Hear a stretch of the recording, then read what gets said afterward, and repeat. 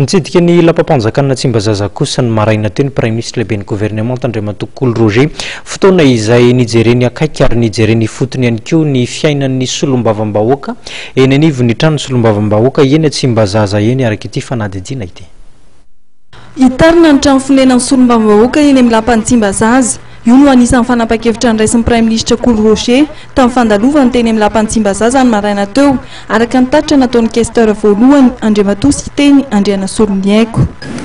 Tranon'ny député tato tena nijereny mihitsy satria araka ny hitantsika reo zany reo ny manaranty tranon'ny député io zany tsy manara-penitra mihitsy. Tsy vitany hoe kely le izy raha tsan'ny mpianatra eny amin'ny université ngeza kokoa no tranon'ny député ato. Dia hitako moa fa maimbo tanteraka mihitsy le izy tsy mentsika ho an'ny député reo zany. Dia izay no nahatongavan'ny Prime Ministre teo mijery le situation iainan'le député ka zay zavatra zay nahatonga fanapahan-kevitra hoe hiezaka zany ny gouvernement amahany olan'ny trano ipetsaran'ny député.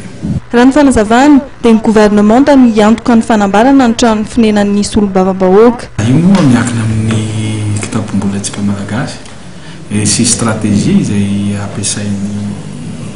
ampiasain'ny Prime Ministre ny mpanantanteraka zany hoe ahoana ny fomba ahitana lalana ny fanjay zavaray fa amiko manokana aloha mentsika tanteraka mihitsy koa le député mba tokony farafaratsina efitrano anankiray azo isina farafara anankiray raha efitrano mena zareo ao na farafara anankiray ara tsy ombo anatiny.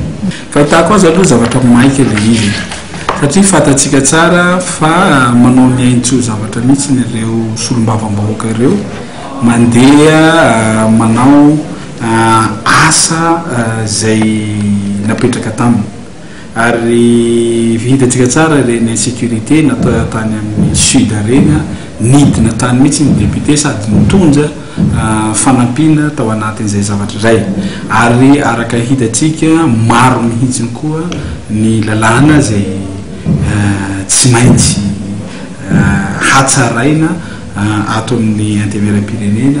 Raha ny fanazavana nataon'ny questeur voalohany hanomboka ny volana Jona ny fanamboarana ny trano fonenan'ny solombavam-bahoaka. Anisany heverina ihany koa ny hananganana indray ny trano be izay isan'ny branche solombavam-bahoaka eto Tsimbazaza ary ny hametrahana ihany koa ny lapan'ny anteveram-pirenena ny faritany.